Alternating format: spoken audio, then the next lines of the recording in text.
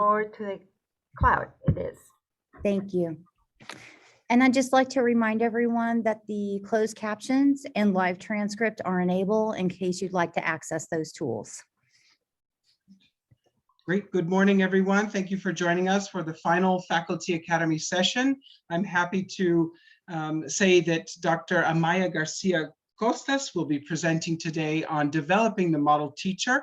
She has worked on this session and has read Aaron Richmond's book based on the topic, and has worked with our consultant, Dr. Bridget Arend, to prepare for today. Thank you for joining us. We know this is a busy time of the semester, and so we are excited to have you with us. We will record the session and place it on our website so that others can access it, maybe after finals when they have more time. We would also like to remind people that they are able to apply to become faculty fellows. We also have the co-directorship of fellows or directorship of fellows available as well. The deadline is tomorrow at 5 p.m., but the requirements are not that heavy. You need your current updated CV and a cover letter. Thank you. And Amaya, you can take it from here. Thank you. Thank you, Chris. Oh my God, I'm so excited to be here and to meet some new people. And this is totally unscripted already, which is not me, but I wouldn't mind if we went around and said our department, because I'm seeing people that I haven't met. And one of the nice things about these academy meetings, I think, is that we get to know the greater community. So I will just start really quick, say that I am the presenter today. My name is Amaya, and I'm teaching biology. And maybe I'll call people. How about Judy? Hi, Amaya and everyone. I am Judy Gahn, and I teach in the history department. Yay, nice seeing you too. Likewise. Priscilla, and I teach in health sciences. All right. Nice to see you, Priscilla. Logan. Hi, everyone. So sorry I'm in the car, but I'm Logan Contreras, and I teach in the music department. Nice, nice. Karen. Good morning, everybody. I'm in the School of Education. Wow. I mean, aren't you guys proud of the breadth that we have here? Peter. Very surprised. Hi, thank you. I'm not faculty, so I haven't really been coming to these, but I have admired your work. I work in graduate studies. All right. Nice meeting you, Peter. Chris. Hi, I'm Chris. I'm a lecturer over in math. Nice. Chris Pitucci. Hey, hello, everyone. I am in the CLT, but I'm also, CTL, and I'm also a professor of Italian. Thank you. All right. And I will introduce Denise, who is part of the CTL and organizes it, and Bridget, who is our consultant. So thank you for doing that. I think it's really nice for us to get to know each other on campus and get to know other faculty. Well, I'm going to share my screen. And I have kind of a structured presentation today, which does not mean rigid. So especially with being that we're all kind of cozy, we can change things as we go. But I'm gonna assume that everybody can see my screen now. Can I get a little thumbs up? Yeah, Chris is nodding perfect. And I see that it's a little bit on the chat, but Chris is onto that. So yes, today we're gonna talk about developing the model teacher, and it's based on this book that I was assigned to read, which is called An Evidence-Based Guide to College and University Teaching. And I like the picture that they have on the front with a little tree getting watered, because I feel like our teaching needs to be watered, and it needs to be watered often. Otherwise, it might wither and dry, and it would not be as nice of a teaching experience, and it would not be as lush. So I really appreciated the way that they put the cover. So before we start, one thing that I like to do, and I hope you guys don't mind, is I like to start by acknowledging the land we stand on. And I just want to acknowledge that we are holding this seminar on land that was taken from the Cheyenne, the Utes, and the Apaches. So I just like take a few seconds to acknowledge where we are. And then the last kind of organizational thing is that I use something called Nearpod. And I'm wondering if you guys could open a tab on your browser, on your phone right now, and you could go to join nearpod.com, and it will ask you for a code. And for today's activities, the code is Y4FQR.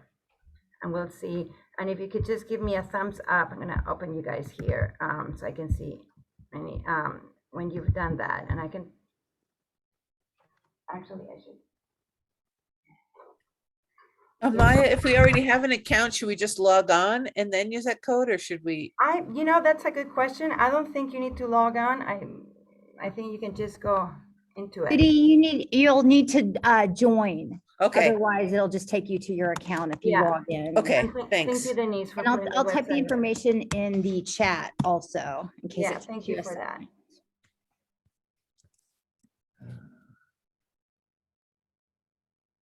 So let's see. I'm gonna do it on my phone. I should have had that ready, but Okay. how are we doing? I've got too many windows open. Yep, so sometimes when you're in a Zoom and you join a Nearpod, it's easier to hop in on your phone. So that you don't have so much going on your screen.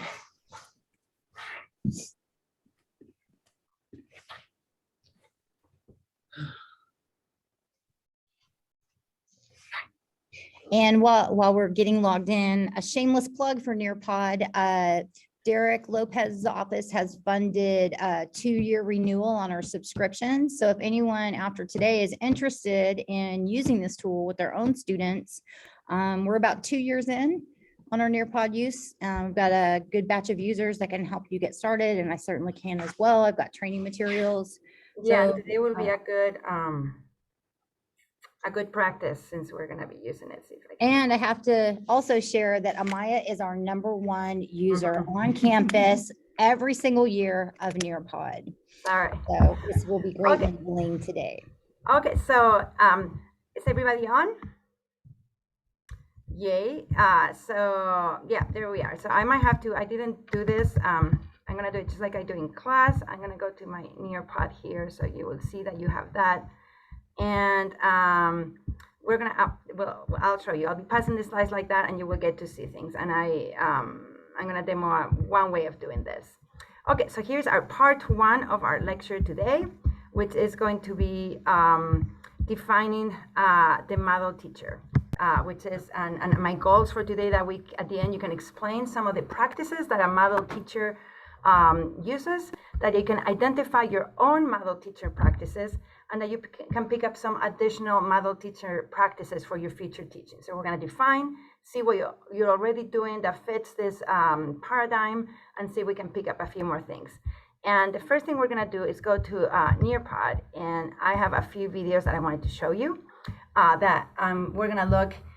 The first couple might seem kind of outrageous, but I invite you to see if it reflects anything you've ever, in our school that you've ever experienced.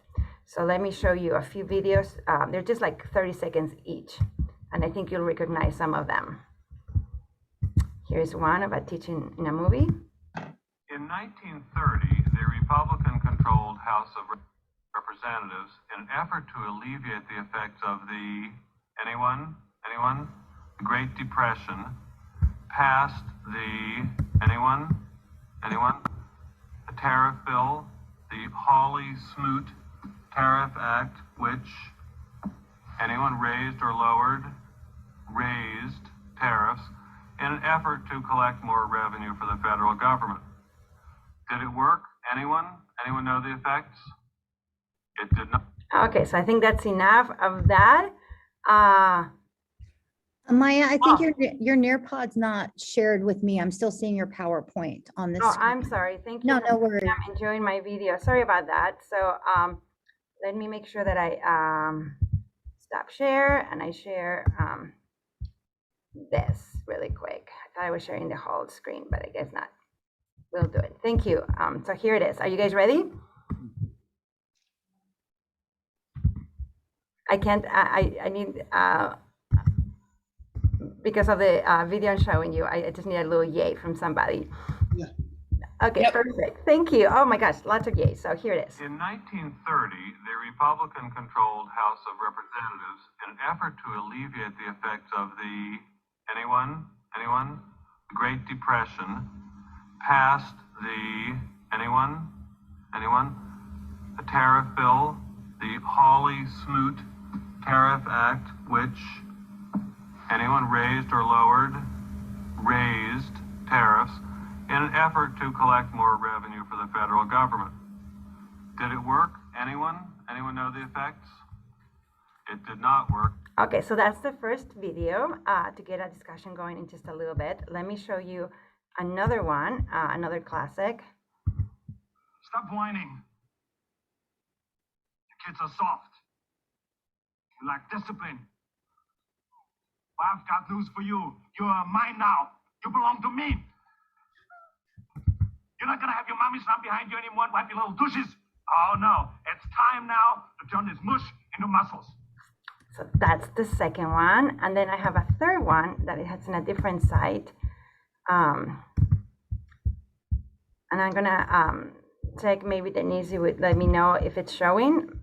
Yes. Okay, perfect, thank you. So here's the third and last video. A Tale of Two Cities by Charles Dickens, 1812, 1870. We are not going to talk about this book. We are going to begin by reading it on page 1. Jerry, will you read the first paragraph aloud, please? It was the best of times, it was the worst of times. It was the age of wisdom, it was the age of foolishness. It was the epoch of belief, it was the epoch of incredulity. It was the season of light, it was the season of darkness. It was the spring of hope, it was the winter of despair. We had everything before us, we had nothing before us. We were all going direct to heaven, we were all going directly the other way. Thanks, Jerry, that's enough for now. All right, class, what strikes you immediately? The different things. The yes and no. The opposite. Yes. Dickens was saying something very simple by the use of contrasts or opposites. We call this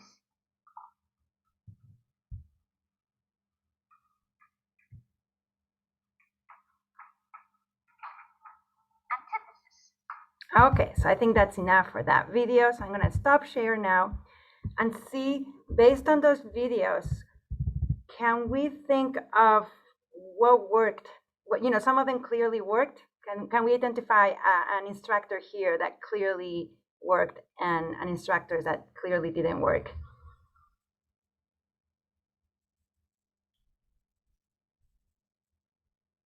Anyone? Anyone? Anyone? How about Karen? Did you identify an instructor that clearly worked and an instructor that didn't? I love the movie Up the Down Staircase. So she clearly engaged her students, so she worked. But the one in Ferris Bueller is a classic, right? And he just keeps droning on, and if nobody answers, he just answers for them. So that didn't work. And doesn't actually even provide time for anyone to answer. So even if they wanted to answer his boring questions, they couldn't do it. So absolutely, we had those two instances, right, of an engaging instructor and one that wasn't. And thank you, Judy, because I feel like you've identified one of the elements, right, that didn't even provide time, just kind of out. What made her successful? Why did we clearly identify her? See if we can tease a little bit, go a little deeper, because I think there's a lot of good things that were going on there. Chris is saying student engagement. And let's even go a little deeper. Can we think of how was she engaging the students specifically?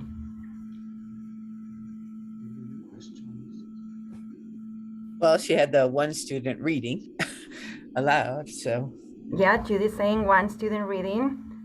How about Priscilla? Did you pick up on little tricks that she was doing that make her? I like that she walked around to be more close to the students. Thank you. Absolutely. I noticed that. And of course, I'm thinking constantly of my own teaching. I feel like I'm really stuck because of this Nearpod and stuff. I'm really stuck on the podium now. And so that was really spoke to me as well, Priscilla. Carrie, you came. Great. What did you think? So she had student read. Yeah, right. She was letting the students do the work. She walked around. What else did you pick up on other things? Well, I think that not all students are going to pick up and retain things if they hear it. So now granted, she only wrote one word on the board, but she actually wrote the title of the book and then, what the term that they were going to be talking about. So to help those that are visual students as well.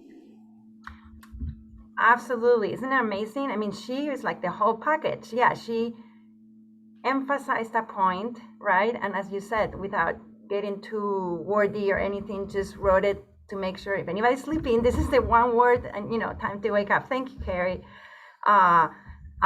Really, really nice. Let's see, I still have to pick on Logan and Peter. You guys want to add more to the discussion, which is amazing, the things that we're bringing up.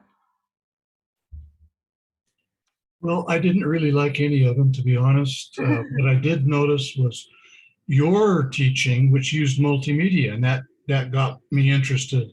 And knowing ahead that they were 30-second segments, I was going to stay with you through all of them. You wouldn't have gotten me through 3 or 4 minutes each, probably. Sorry, I didn't care for much going on there. Yeah, no, absolutely. And that's one thing, actually, I'm glad you mentioned that, Peter, because I was going to say, we're developing the model teacher, because there's not going to be the model teacher, right? The same way there's not the student. There's going to be different styles, and I don't think we should all come out here as little clones of that lady or anything, but we're picking up stories. So yes, and Logan, I know you're driving, so I want you to focus on that. But if you want to add something, I'm going to give you a quick chance. Otherwise, I would like to add a few things myself as well. Hi, sorry, I'm just getting to campus. I couldn't really hear the last clip very well, but definitely noticed the variation in the teaching styles, different ways to engage the students. And we haven't really mentioned the Arnold Schwarzenegger one yet, but absolutely using a fear-based tactic does not work very well for anyone. Mm-hmm. No, absolutely, and thank you for bringing that. Yes, absolutely, thank you, absolutely. I think even not hearing it, you could tell she was relaxed, she was confident, she was comfortable in the classroom, she was not nervous, she was not uptight. So even Logan, who was not able to hear what was going on, just how she was doing it gave a good vibe for most of us. And thank you for bringing up the other videos, because I actually have identified with them because I was looking for these videos last weekend, and on Monday I was teaching, and the class was like 9 a.m. And I started feeling like I was doing anyone. I mean, I wasn't quite saying that. I'm like, oh my goodness, I'm just doing that. And I also, I don't know that I tell my students, but I say, I'm like, this is college now. This is not high school. This is, we're not going to be doing this anymore. Clearly not with the fear of Arnold, but that kind of mindset, or this is a 300 level class. You should be able to do that, and I'm like, oh my gosh. And I think of those faces of those kindergarteners. And clearly, again, I'm transposing to our situation, but I think there are good reminders, even though they're so exaggerated, that without the exaggeration, it's amazing how easy during a whole semester to, use those practices. They didn't come out of nowhere. Those Hollywood writers didn't make them up. They're actually based on actual teaching. So this is a great start for us to start to identify some of these practices. So I'm going to go to Nearpod again, and I'm going to pass the screen. And this is an activity that I really, really like. I'm going to give you guys a minute to reflect, and then you get to type some of the ones we've talked about, but there are a lot of other practices that you might think a model teacher employs in and outside of classroom, and see if we can define a few here. And usually I hide students' names in the class, but here, because we're adults, I'm going to leave them.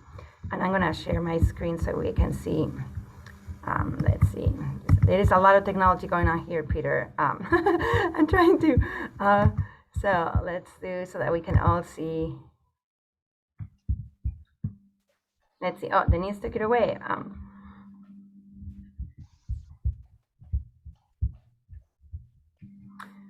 So yeah, just take a minute. I think we've identified quite a few, but what other things in and outside of the classroom?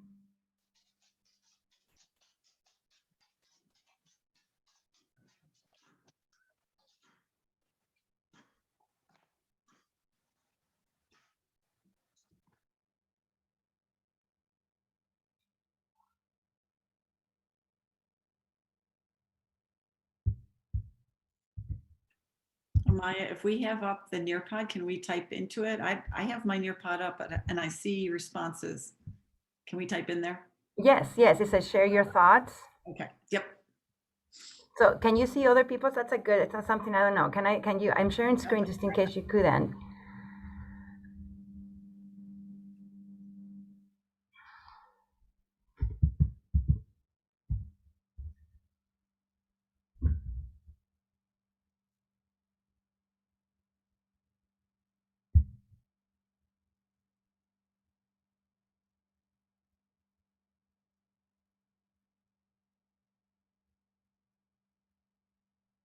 So I'm saying lots of good things now. I'll give you, there are 3 of you. Here we have the number of all students or all people signed up. So another 3 of you.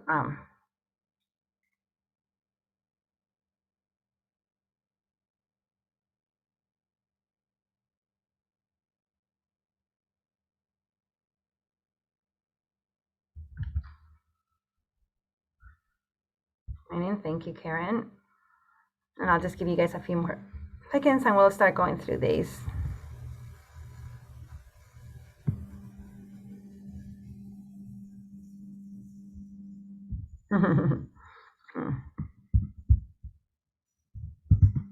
Okay, well, lots of goodies here. So I'm going to try to see if I can identify things from the classroom and things from outside of the classroom, right? So we have Priscilla checking if students are following the lesson and it's approachable and encourage its students to do better. And we can even heart it here and say, yes, that would be something from the classroom, something that a model teacher is checking on the student centers, always good. Active listening fosters a learning community, models and encourages growth mindset, another thing that we can do during the classroom. Thank you, Denise. Judy's focusing on that relationship and think about how much of what we're doing is about relationships and how our personal interactions. Thank you, Judy. Interactions between teacher and student, between student and student. Yes, all those interactions, awesome. They're happening in class. Bridget, another classroom experience, leading students directed discussion. Exactly. Karen interacts with students during the lesson, looks for comprehension, so it's in common with Priscilla's, and expects students to participate and directs to higher level of thinking. Those are all terrific things to be doing in a classroom. Getting students to really think about the material before they come into class by some sort of writing assignment beforehand. So yes, so this is our first example of something that might not be happening in the classroom, but it's also a great practice, right? To be strategic and think deeply about what kind of things students need to have so that they're ready. So thank you, Judy, for that, an example of something out of the classroom. And Chris, one of the Chris's, again, going back to that, your personal relationships and your charisma, caring, constantly changing and adjusting, and lives for chaos. Meet students where they are. Oh my goodness, we are terrific here. Yes, and I'm gonna heart this little. I care about you because I care about you guys. So these are all, again, it seems like we all have our intuition and a really understanding of what a good practice is and engaging. So I wanted to show this. It's a PDF and you can click and download it. And it's a list from teacher qualities that are shared on table 2.2 of the book. And there are a whole bunch of them. There are, oh my goodness, 28. And then it has a list from a different research and they just list them.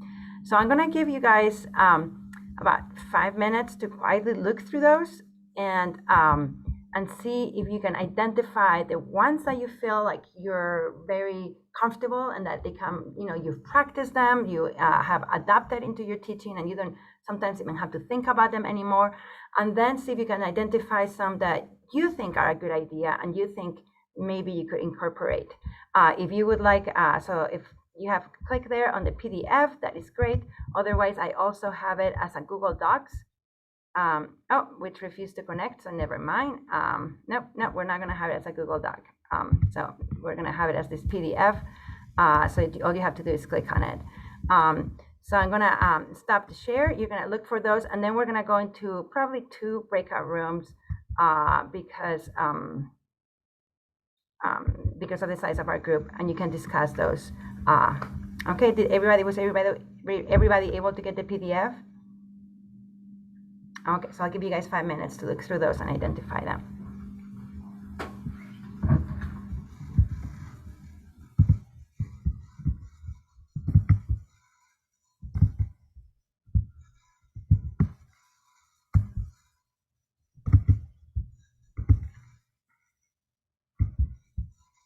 Now I'm giving you 5 minutes to look at it individually, and then you can discuss it in a breakout room.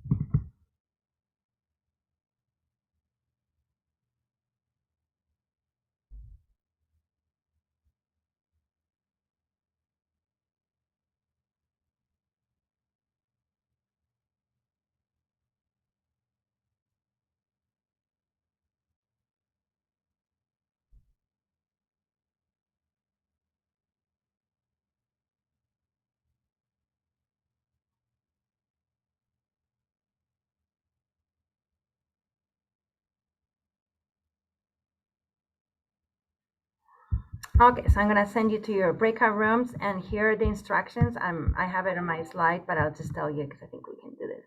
I'm gonna give you guys 12 minutes, and you guys are in group of 3, and you should share your strengths, your 3 strengths. Again, the ones you feel like you're already incorporating them, or 2 or 3. I mean, we're not gonna say 0. There are no points off if you only have 2. So, and then some that you've identified that you think might be a good idea. Maybe you can even talk about some that you disagree. I feel like you guys will be able to handle this, but if you feel like you don't know how to start, whoever has a last name that's closest to H can be the first person, and then you guys can go around and then discuss this. Are there any questions before I send you to the breakout rooms? Okay, and I might pop in.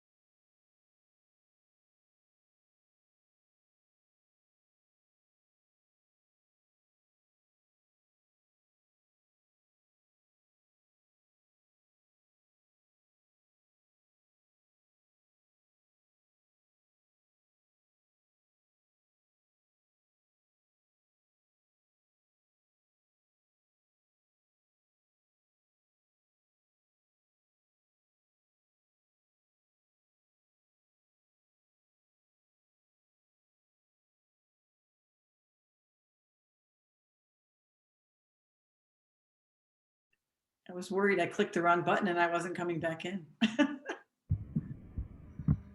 I was worried I couldn't get you guys back out. I was like, Denise, But I've never used it like you are with a class right there. Mm-hmm. So I'll have to do that and see how that works. That's pretty cool. Yeah. And today I feel like I'm a little bit rusty because I've been teaching face to face. So a lot of this, like, I feel like I was a little bit smoother, but it is really nice. And it's, I had Friday discussions during the whole pandemic, and the breakout rooms were really nice. Okay, so it seems like Chris and Judy were in the other group. And Carrie, did Carrie leave? No, they're coming. Okay, so it looks like the whole gang is here. Great. So again, we are kind of wrapping up. We have a little bit more to do about this, but our theme today is we're defining and trying to identify practices that have been shown to promote effective learning, and that model teachers, which is a strange word. I don't know. I just like to say teachers that use best practices or instructors. So let's see. Any of the groups want to start and see what practices spoke to them, which ones they feel very comfortable with, which ones they feel like, that's a good point. I can see how that would be helpful. I'll start because I'm already on unmuted. A couple of the ones that we highlighted were being approachable, that the teacher is approachable to students and they can ask questions and that kind of thing. And then providing good feedback for them was another thing that we mentioned. And critical thinking was really important. We thought we wanted to make sure that the material that we're teaching, that students are learning it at a high level, and that they're able to use those thinking skills later on. So those were the main ones that we thanks, Peter. Nice. Nice. Let's hear from all the groups and then we can discuss. But I'm just going to say a quick comment how that was super broad, because I think one thing that from that list, we wear many hats, and you guys talked on the personable and the relationship aspect of it that keeps coming up quite a bit, right?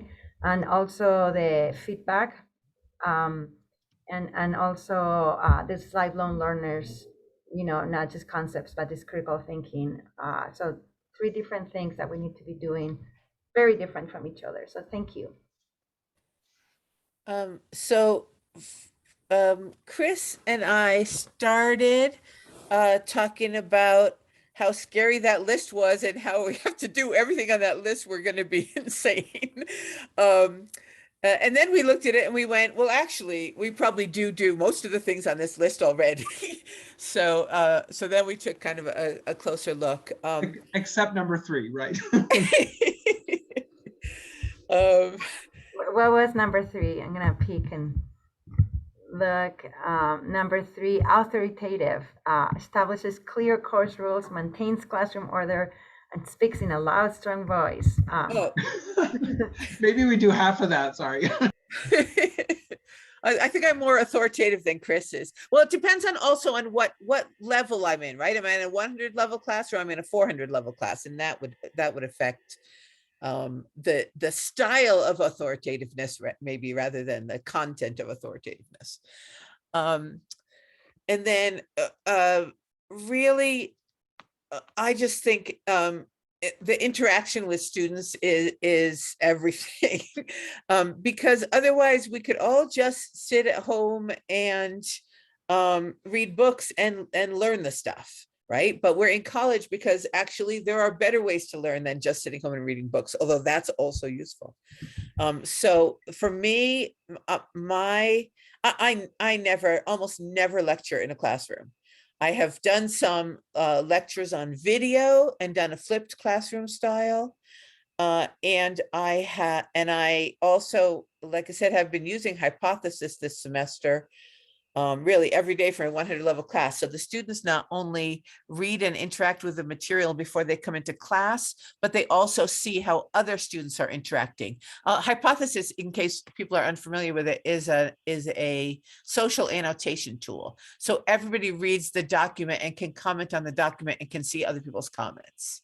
And so they are, in fact, in my 100 level class, required to comment on the hypothesis text. In fact, we just used it for peer review and they really liked it for peer review too, better than my other peer review styles. So that was interesting too. Nice, thank you, Judy. And yes, the list is a little bit daunting. I was also thinking, well, if I teach one course, I can do all of this really well, Yeah. right? Because I definitely identify things that I know I need, it would be better for the students, but I just can't. So, so yes, thank you. And it is from a science point of view where we have to lecture.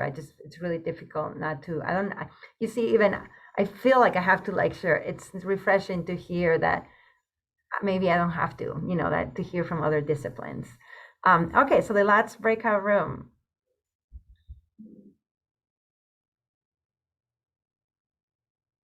Priscilla, I think Peter left. She was with us. She was with Peter. Oh, I see. Oh, yeah, okay, yes. So the last was Denise, Chris, and Bridget. Yes, sorry about that. Thank you. Sorry, Priscilla. Yeah. I think we didn't decide on who was going to speak, hence the hesitation. Carrie had some cool stuff to share. Well, I thank you. So I'm actually trying to find it right now, but one of the things that, and I didn't actually say this, but one of the things, because I'm teaching personal health this year, is to do a check-in. So, but this is what, they do at the beginning of each class. So what emotions are you feeling right now? What physical sensations do you have going on inside of you? What's your goal for today or the class? What are your support systems? So if you need support, where are you going to find it? Probably friends and family to begin with, but hopefully, the instructor and other classmates as the class goes on. And then also, what can you do for self-care? What can you do to increase your health for the day? Maybe it's simply just drinking more water. Maybe it's going and taking a mental break, walking around campus a little bit. Whatever it is that they can do. Maybe it's scheduling exercise. And then the other thing that I have them do is I have a classroom contract at the beginning of class. So I say, okay, we know how to act when we're in a church, when we're in a library. How do we act in this classroom? And we set up the goals together. Yes, I have kind of an agenda of things that I want to make sure that the classroom does, but I also want to get input from the class, and then we all agree to it. I don't have anybody sign it, but that is the contract. And I thought it worked really well. I mean, I'm used to working with like adolescents that are at treatment facilities. And so having a classroom that is so respectful and so quiet, I've never been called Mrs. before so much. Mrs. Johnson, like it's just weird. So, but I do think it was important for me to set that up at the beginning of the semester. Nice. And I think, Carrie, that is totally such a segue to where I wanted to go next, is that we've been talking, and it's just really nice, and you'll see why I say this. We've been talking about things we do, but we haven't talked about why we do them, right? These are all these practices that we're identifying, that from the critical thinking and planning the class, but we do them for the students, right? So I'm wondering if we can look at this list from the student's point of view. How does this help the students, right? Because it's not just a random list that the provost came up with this year. I want you guys to do these things, right? And we have to do them. There's a really good reason why this every one of those items is there, and that is that it benefits the students. And I feel like, Carrie, your comments were right on in that we're doing these things for their well-being so that they can learn, right? So I'm gonna share the list really quick, and we're just gonna do that for a little bit so that we have it all here. And see if you can identify, if you can just choose one and explain why that would be beneficial for the students, which is why we do these things. It's all for their learning. So, or you might look at it if you have it up, but I have it here.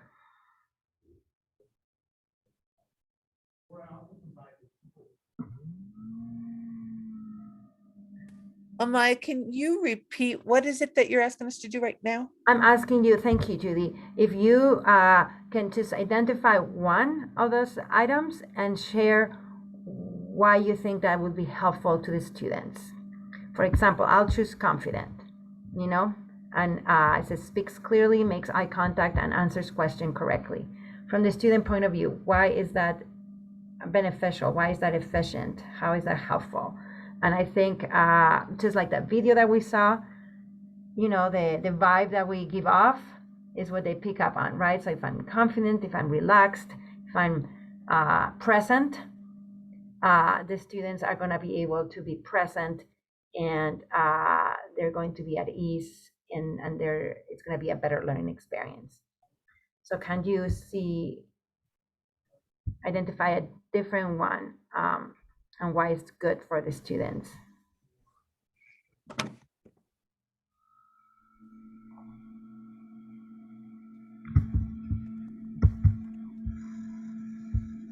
I actually, and it might be obvious from what I've said so far, promoting class discussion, I think, is really important. I think it, first of all, keeps the students engaged. That was like number 18 or something.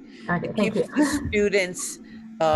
the students engaged with the material, but it also, I think, helps the students develop confidence in their own ability to tackle, you know, hard questions and complicated issues, and have a voice to react to those, and also then helps them not just develop that confidence, but also create the knowledge and skill base to actually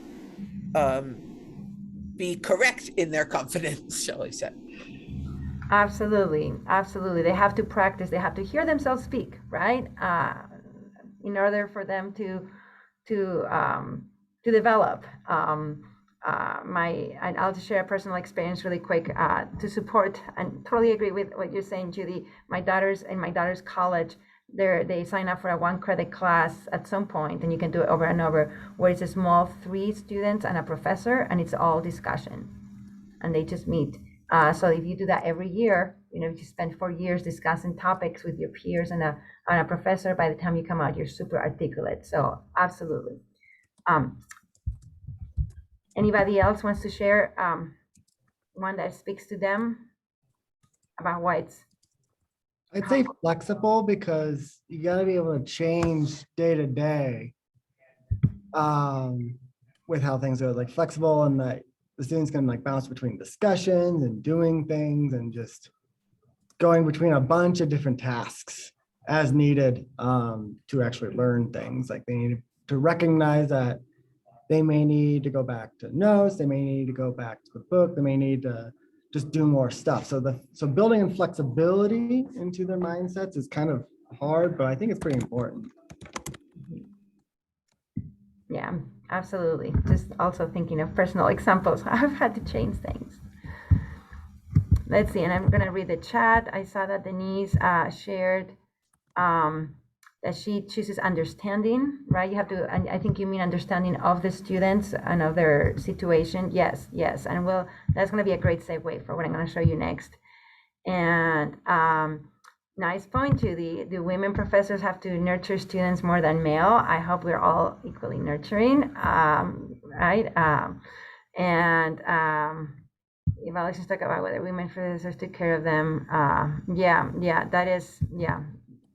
Yeah, that's definitely an issue that we're just gonna keep it wrapped, because we could go off, but the difference in the bias there and expectations. And then Chris said research is that critical thinking is highly valued among teachers, but generally seen as unimportant to students. Yes, that is true. Sometimes they just want to learn the skill or a concept, and might not be obvious to them that the process of like these discussions that we're having, right? How much growth there is in them. Well, I wanted to share. Anybody else? Sorry, just put it away really quick because I wanted to see where we are on my totally kind of my PowerPoint. I spent so much time preparing. Here was our breakout room instructions, and we've now been talking about the student's point of view. What do the students think are your strengths? Maybe that might be a good thing to think about right now for just a few minutes. What do you think your students right now in the classroom? My thinking, we're thinking about your strengths before. What do you think they might be thinking about you and their strengths before you get your evaluations?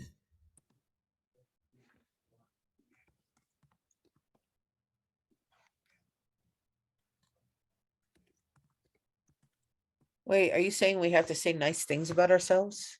yeah. You think your students think, you know, I can tell you my students are not gonna think I mean, they might think I'm enthusiastic. I probably think they are that, you know, but what do you think is, again, I'm trying to bring it to the students now. We've been talking a lot from our point of view and trying to gear it to what they think of us.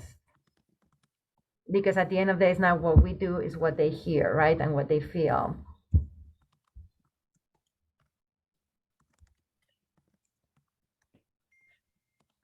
So I'm gonna give you guys a minute to think about that. The idea was to put it in breakout rooms, but I feel just for the sake of time, because I have a really nice part two to today. I'm going to just ask you guys to either put it in the chat or shout it out. What you may be thinking that your students think of you.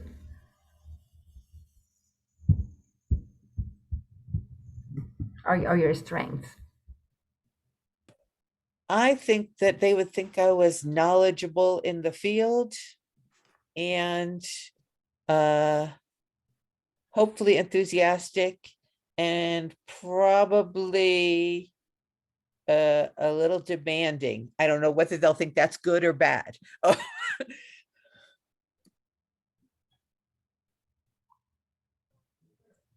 I think my students think that I have really high expectations of them, perhaps higher than they'd like, but that's okay. And but that I'm also flexible and very willing to listen and to help them out if they need it. You know, I say that I have a hard, fast rule of no makeups or no, you know, changing those dates. That's not true, but I do say it at the beginning. And because of life circumstances, I will change it for people. They might get, you know, points taken off because of being late, but yeah, I'm willing to work with them.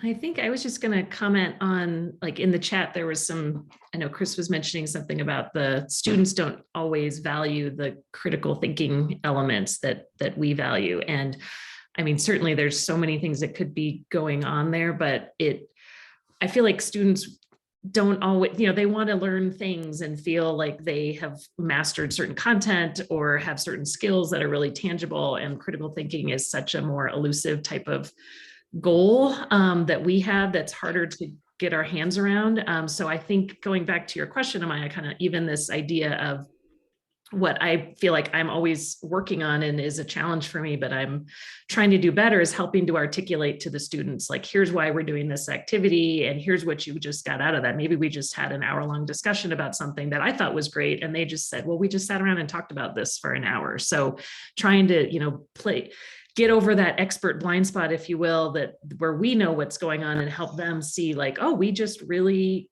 connected the readings to your experiences for the last 30 minutes, or just really being transparent, if you will, I guess, about what they're learning. They might not always appreciate and acknowledge that to the extent that we do. That's a great point. Great. Thank you.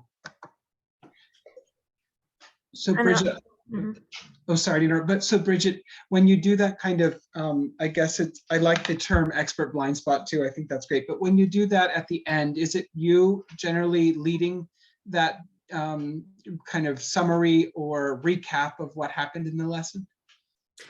It certainly can be. I had an instructor who just would spend the last few minutes of class going, he literally would just stand there and go, so what? And just like leave this space. And it's, it was a little off-putting at first for students, but that was his style. And it allowed people to say, here's what I got out of class today. So however people do it in their own style, whether it's you or having the students do it in a more ideal fashion, I think, there are different ways we could get at that. Or, some people have weekly reflections or occasional activities that they do. But just that transparency, I think, is valuable. Great, that's perfect. And Chris Creighton and Denise, we were talking about mathematics yesterday, and at one point Denise said, she can put the answer to the problem on the board, but the students just have to show me how they got to the answer, right? Or how do they get to that answer? So I thought that was a great point.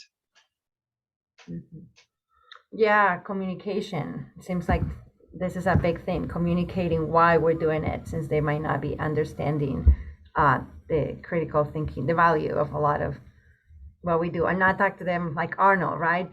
This is why you're doing it. We're done learning concepts, but communicating. I wanted to share that I think some of my students might think I'm funny.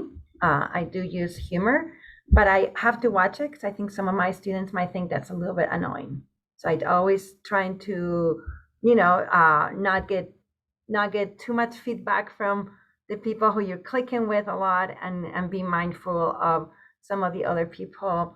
Another thing, I think my students, they know I care. I absolutely care a lot, and their emails are answered right away.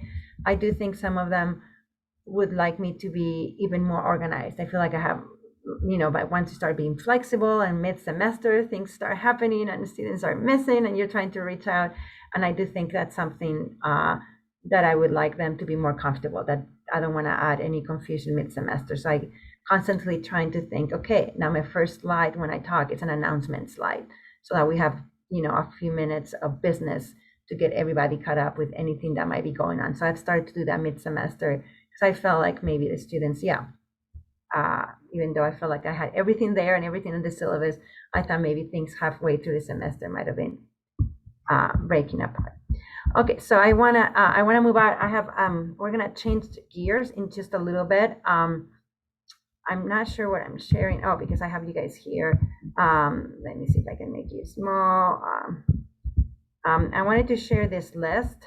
We're just gonna look at it really quickly. It's from the book. It's from the things that the students said that they wanted. What makes a good teacher according to students? So engaging, hands-on. I found this interesting, letting us take tests over and over so we get a deeper understanding of the material. Right? Not that, and that goes with the formative assessment that Chris presented earlier. Acknowledging that we exist and then we try despite full-time jobs and other factors. I think Denise mentioned you have to understand when the teacher is passionate about the information they're delivering and when they're really caring and understanding about their students. So again, I feel like our expertise seems to come a little bit second to this personal situation of being caring and understanding and empathy. So that's something that should be part of the CTL, having some empathy workshops. Patience with a willingness to explain and demonstrate the same concept in multiple ways. The live learner in all of us, so they do seem to want to be critical thinkers. They just might not understand the process. Pushing, encouraging, mentoring students to places they never knew existed. Who cares about students? Here, this was an interesting one. Leave a sense of longing. Don't answer everything. That's not your encyclopedia. Connecting. Recent events, right? I think, and that I find our students always click more attention when I'm like, this just came out. Current technology and good teaching is essentially mentoring. So that is what students think. And I'm going to wrap up. I feel this is such a good discussion. I'm going to go to Nearpod and wrap up this with asking you guys to share your, I think this is my collaborate, if it comes here. After all these practices and things that you've thought about today, have you picked up one that you think, or two that you think might enhance your teaching? Something, like I just shared an example. I said, oh my gosh, I feel like this the course might be getting a little bit disorganized. So I'm going to have an announcement slide. when I read the list, I saw that punctuality and being prepared, and I thought, oh my goodness, I'm always writing emails until the last minute and then rushing to class. So that list kind of prompted a few things in me already when I was going through the book. So if you could share, if it has anything with you. So I will share the, if I can find it now, the Nearpod, and see what answers you guys have of things that you might.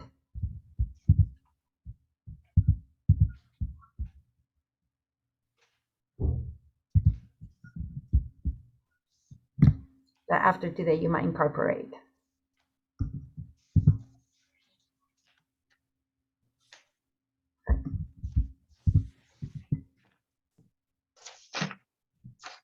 I'll just make a quick Nearpod cognitive sidestep for y'all. If you're not familiar with the student side of Nearpod, on the right-hand side of your screen, there's if you're on your phone, there's a down arrow, or if you're on a computer, there's a little notepad icon. If you click that notes icon and enter your email, you'll receive all the slides from the Nearpod and all of the responses that were here today, including a link to the Padlet boards.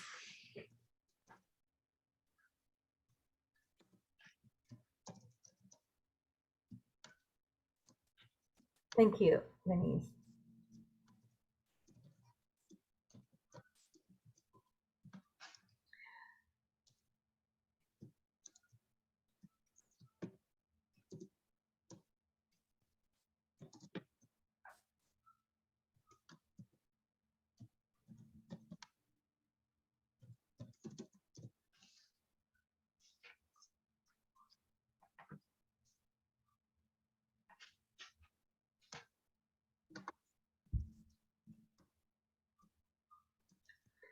Seeing lots of good stuff that we might include. Bridget shares that she feels the need for more current articles and examples, and yes, we want to keep up with our field, and that is something that we need to be reminded because it can fall through the cracks. And Priscilla and Carrie, you guys are terrific Nearpod collaborators. I'll let my students know. I've never seen that somebody could write a comment on a comment, so that's really nice. And I agree that that check-in, I do ask myself when I go in, hi, how's everybody doing? And Emma answers, I'm doing well. So I feel like I need to find a way to ask everybody to respond. Embrace yourself in the teaching. Yeah, I think being authentic is really nice, Chris. I agree. Let's put little hearts on all this. We are all terrific. The little ideas, Judy, I'm right there. I'm always picking up little nuggets from all of you guys, and little by little, I feel like my course improves by doing things like that.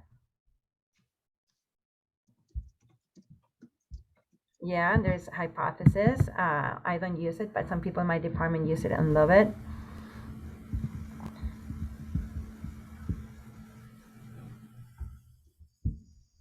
Yes, self-awareness. I like that too, Judy. And actually, in my exams, I write out, well, what do you think you'll remember forever from this course?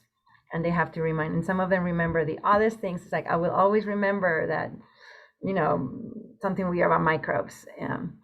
That is a great question. I love that. Yes, I do. I started doing that, just because I feel like it reinforces them. So now they'll definitely remember it. Okay, well, I'm gonna look at the chat really quick.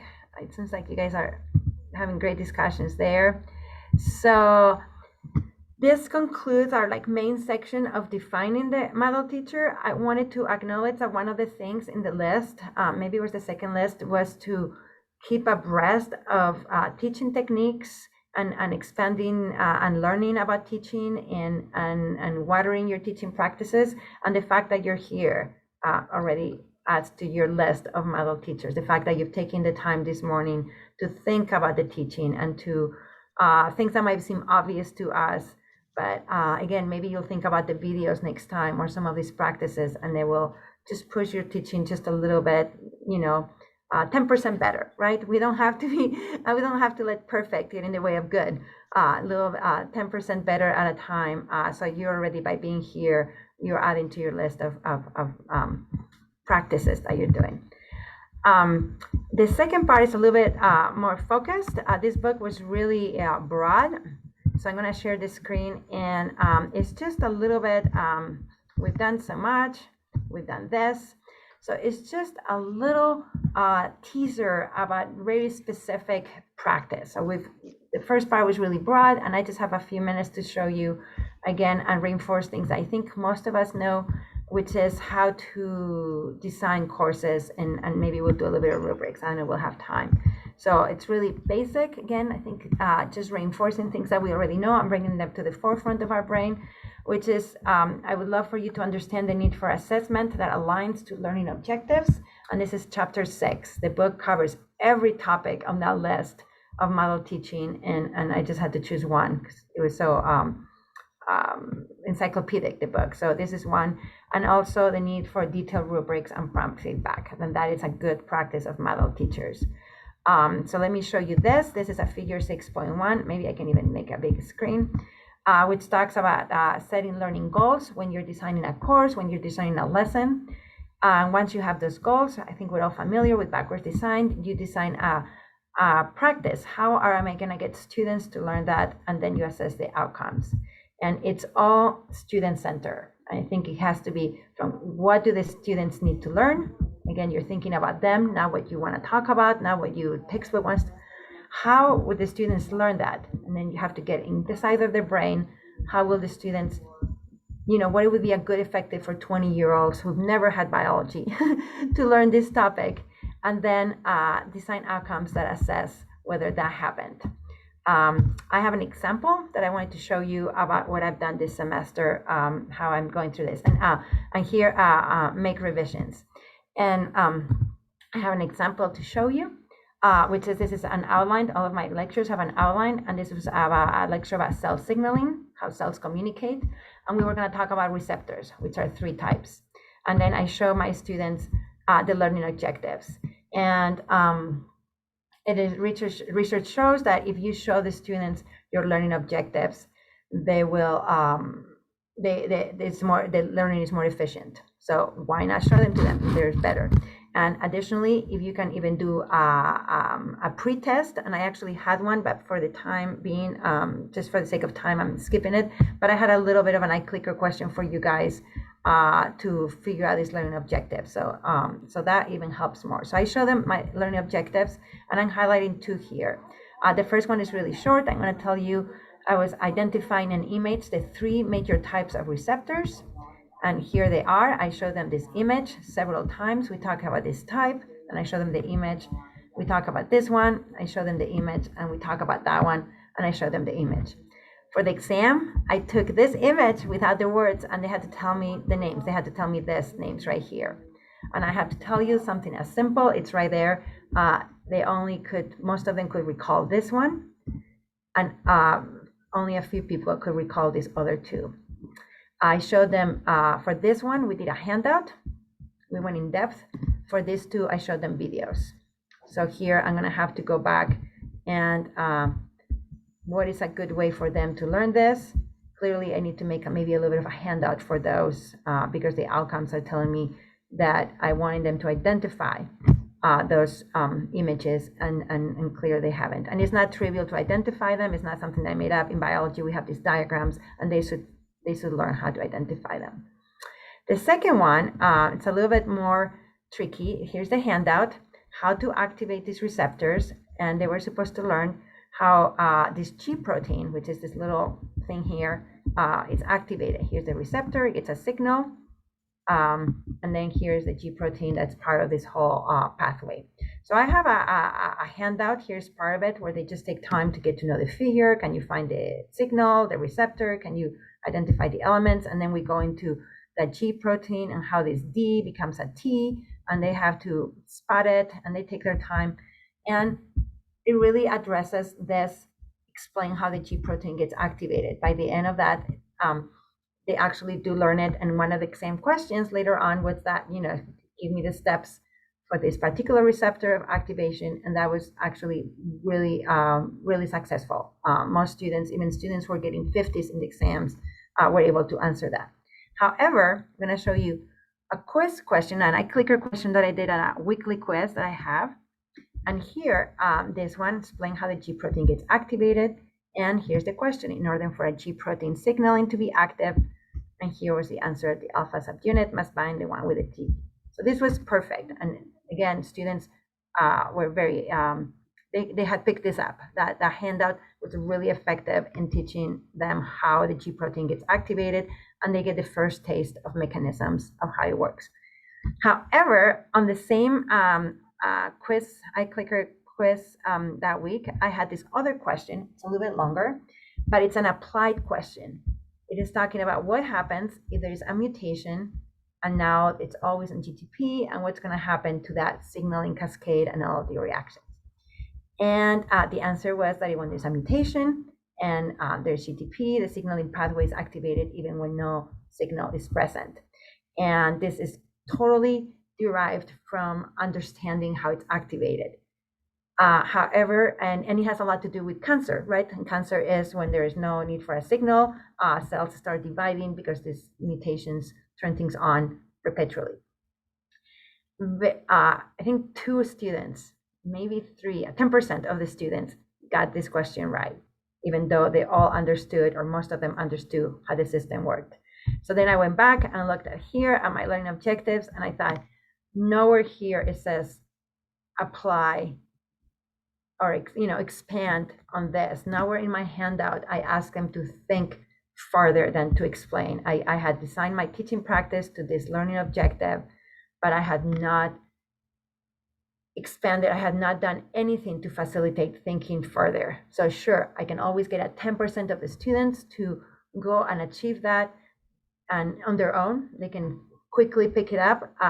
But there's going to be, I'm leaving the other 90% behind. So I'm going to have to come back and do through this process. I assess my outcomes, and now I have to make a revision, and I have to evaluate 2 things: whether, one, is that really my goal for a 100 level course? Maybe I'm going too far, and maybe the students don't need to go as far as mutations, or do I need to modify the goals and add that to my practice as well, helping them move farther and get them to think about what happens when we mutate before I assess that, and I have it on my learning goals. So that is my example of how I'm trying to use a teaching practice as defined by this book into my learning, into my teaching, student-centered, and critically going through really every single little thing that I teach to make sure that I am not shortchanging the students.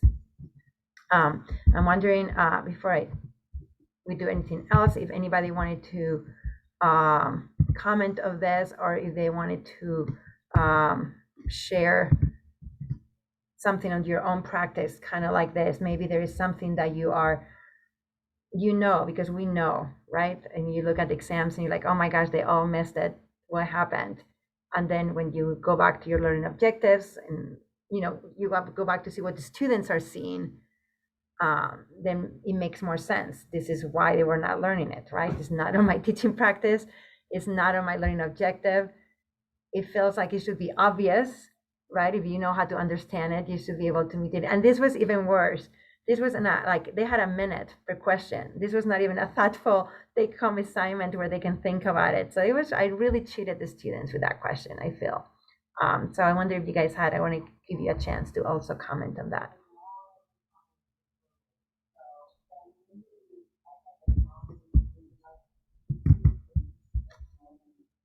Or it says like the chat box has a life of their own. Maybe that's where.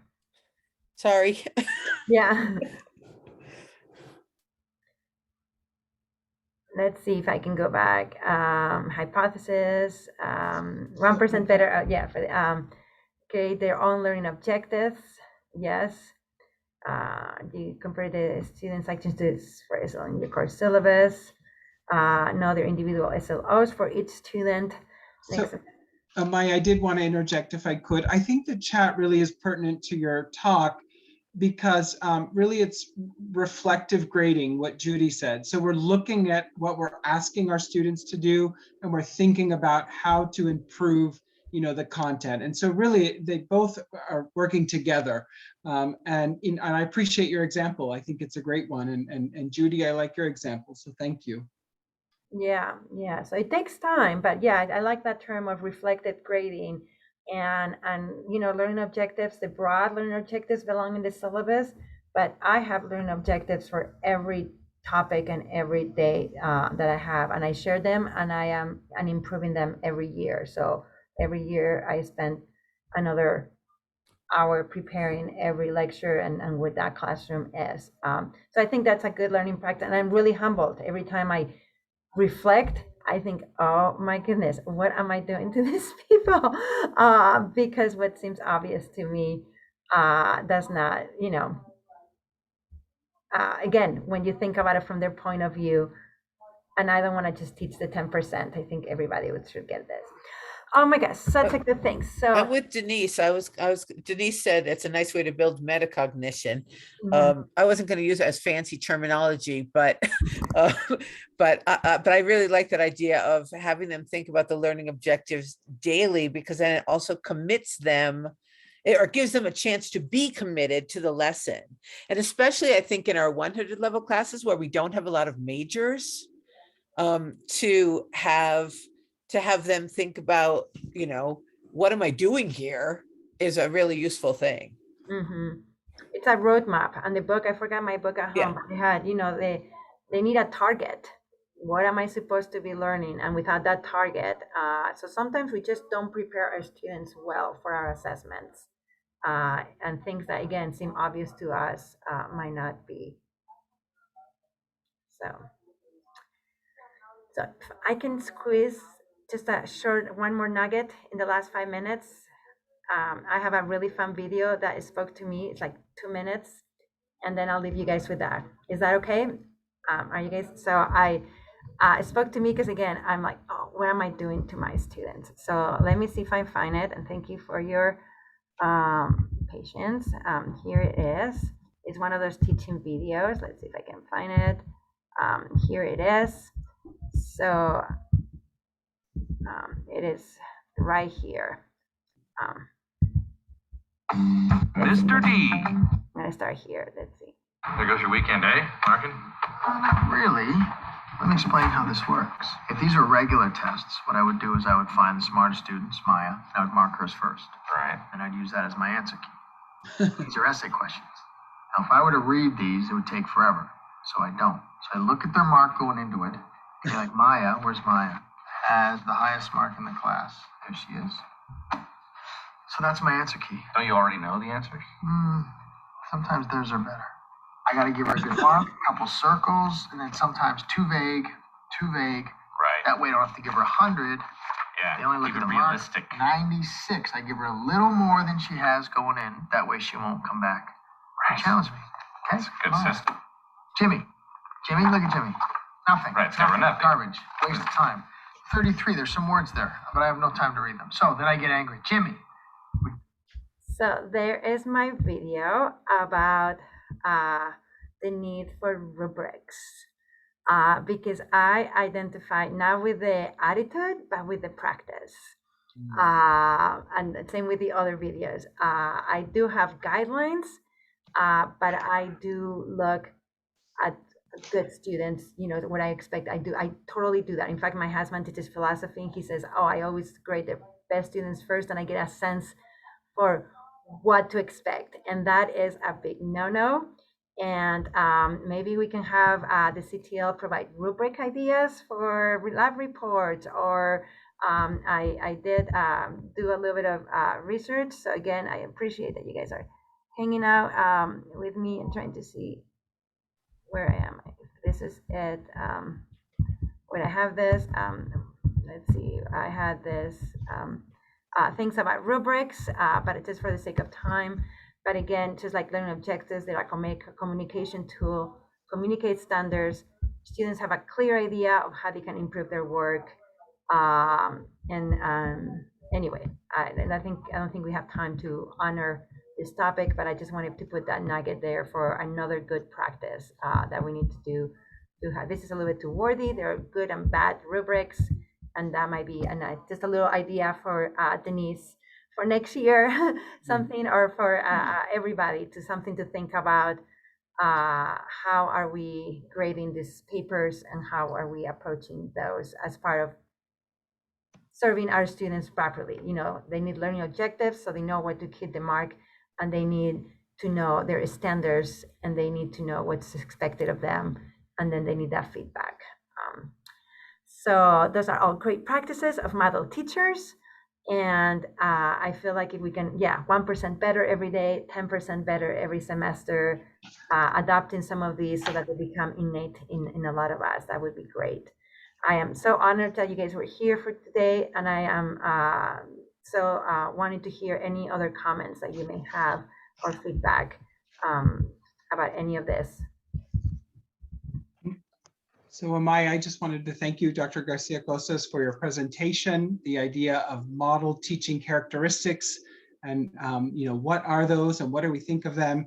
And then the evidence-based practices for becoming model teachers and better teachers every day. Thank you so much for your time. We really appreciate it and your wonderful presentation. And thank you to those who participate. Can I say also just to Amaya that in teaching us about modeling teaching, you modeled teaching really well. Thank you. Thank you. I feel a little rusty with the computer, but I think we've done a great job this morning. Like, we've had great discussions, and the material spoke to me, so I hope it spoke to you as well. Thank you. And this can feel challenging, especially if you're at the beginning of phases of your career, keeping in mind that it's a long journey, and it's better to try one strategy, one new method, get really good and comfortable with it, and then move on to the next thing. It's a marathon, not a sprint. A terrific point, Denise. We're growing that tree, right? And we don't have to be a full oak on our first year of teaching. We just have to keep on watering it as it keeps on growing. Great. Thanks, Amaya. Best of luck to everyone with the conclusion of the semester, and I hope you'll join us next year for additional talks and Faculty Academy sessions. Thank you. Thank you all. What a great way to spend the morning. Bye. Ciao.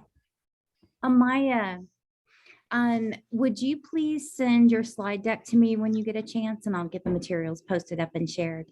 Yes. And I had a little more things, but any resources you'd like to share, I'd love to I can send post you them. the Nearpod. I don't know how to do the Nearpod. I guess you can export it, you said, right? I can actually impersonate you on my dashboard, so I can go in and get it. Oh my gosh. Yeah.